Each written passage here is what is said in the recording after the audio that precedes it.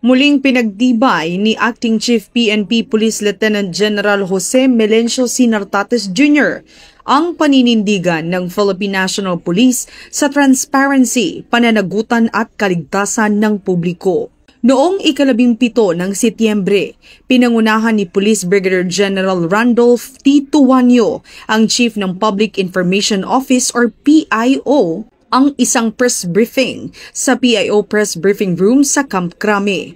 Ibinahagi rito ang pinakahuling tagumpay ng PNP sa larangan ng pagpapatupad ng batas.